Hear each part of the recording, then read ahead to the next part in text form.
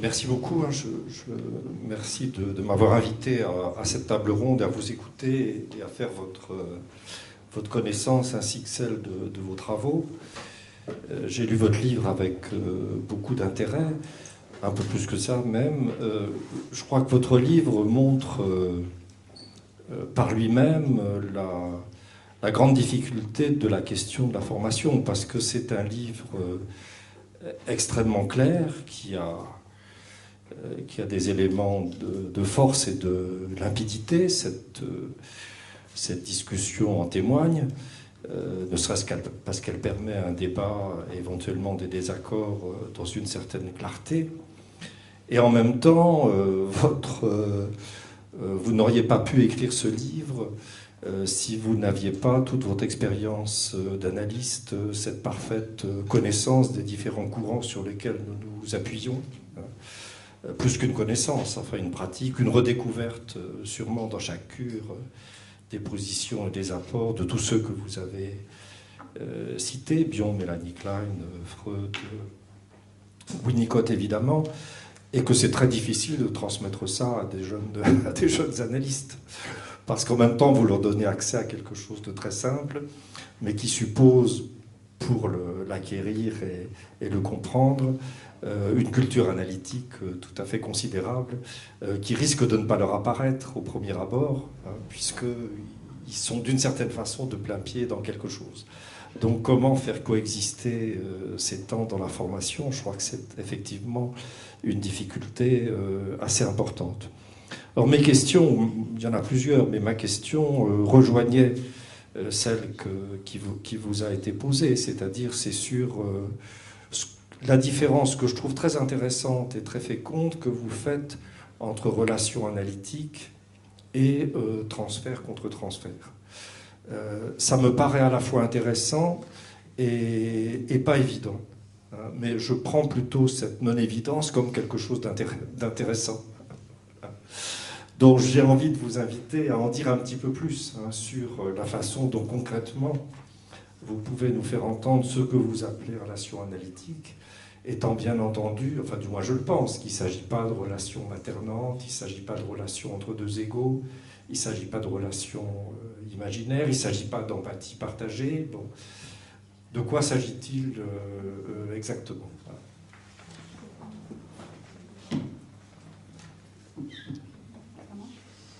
Allora, come è stato detto da Nick prima, come ha detto Nick prima, comme Annick l'a dit auparavant, credo che ci sia un naturale bisogno di avere una mente je pense qu'il y a un besoin naturel d'avoir un esprit che capisca la tua comunicazione, susceptible de comprendre la communication, conscia ed inconscia, consciente ou inconsciente, e che restituisca il significato di quello che tu stai vivendo. qui puisse traduire ou restituer ce que l'autre, le sens de ce qu'on est en train de vivre. Allora, questa è una situazione naturale che crea il processo di sviluppo. C'est une situation naturelle qui crée un processus de développement. E questo non si ha facilmente quando si prende un'analisi un paziente. Et cela n'est pas présent de manière évidente lorsqu'il y a un patient en analyse.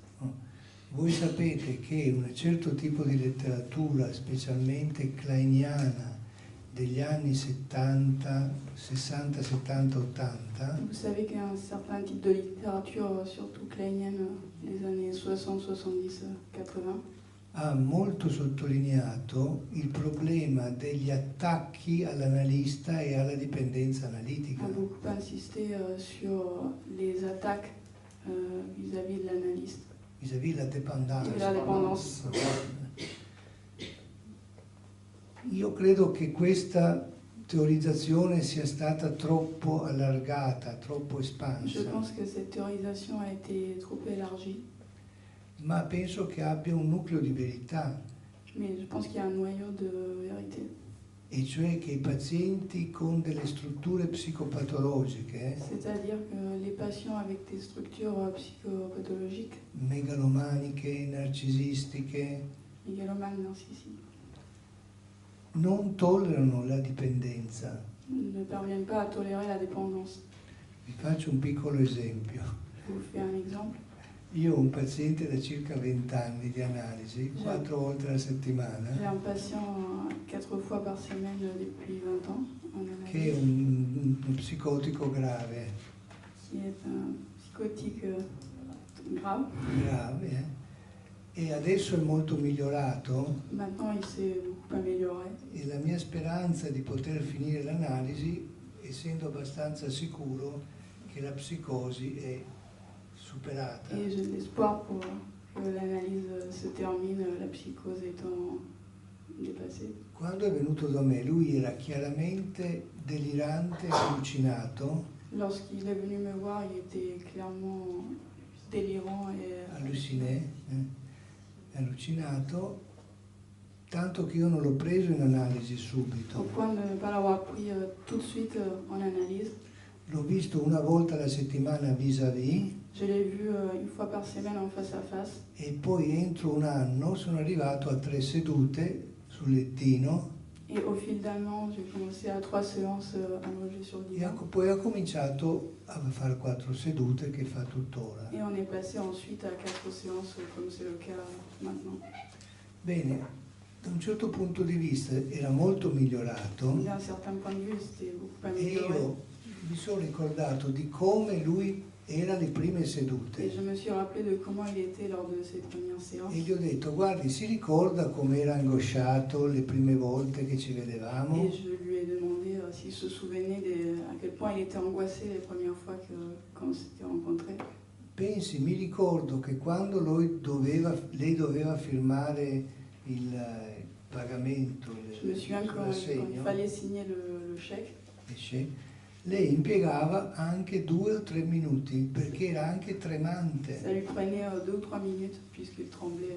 E lui mi ha detto: dottore, ma non perché io ero angosciato, Il a répondu c'est pas parce que j'étais angoissé, ma c'era una voce dentro di me che mi diceva: è lui il dottore che deve pagare te. mais il y avait une voix à l'intérieur de moi qui disait Perché pas tu ça sei qui molto dit, più intelligente di lui.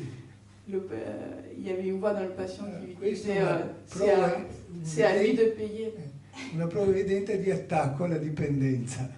Donc c'est une preuve de Allora, per tornare al nostro discorso, cosa penso io? Che comunque il paziente, quando viene in analisi, decide, Je pense que quand le patient vient en analyse et décide, ecco, vuol dire che in qualche parte lui ha un'idea che per migliorare, per uscire dalla situazione, il a l'idée que pour s'améliorer, pour sortir de cette situation, deve apprendere da qualcuno. il doit apprendre de quelqu'un.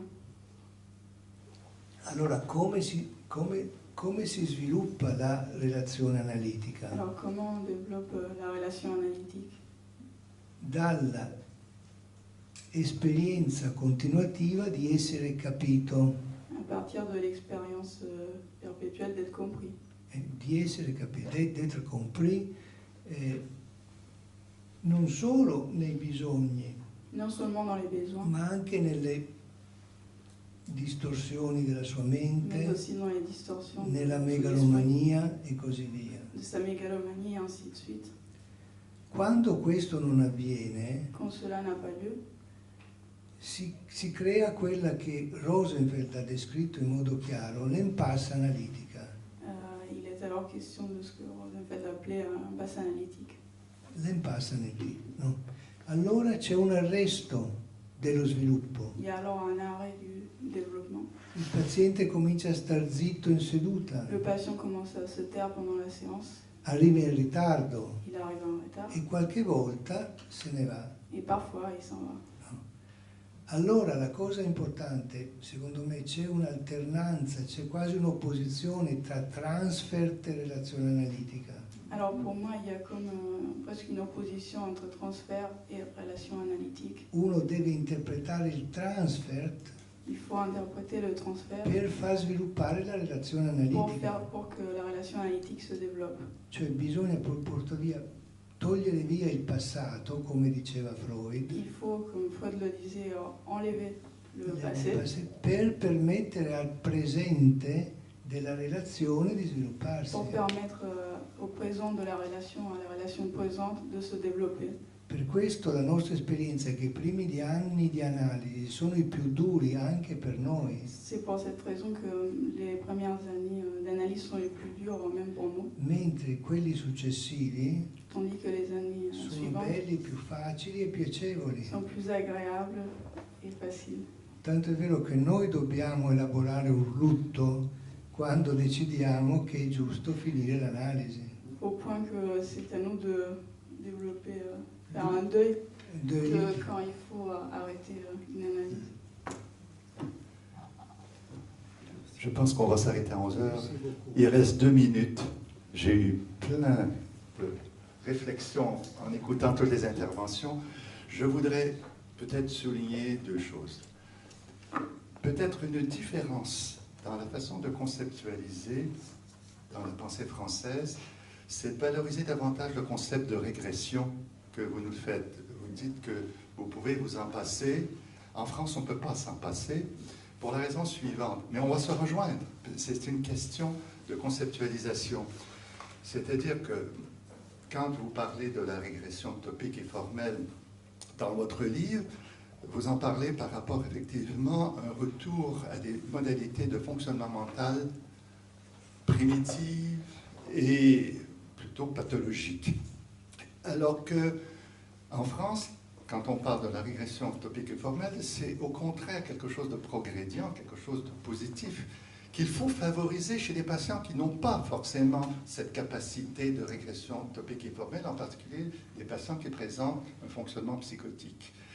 Et c'est seulement quand, que veut-on dire, quand on parle de capacité de régression topique et formelle, cette capacité à représenter et à symboliser.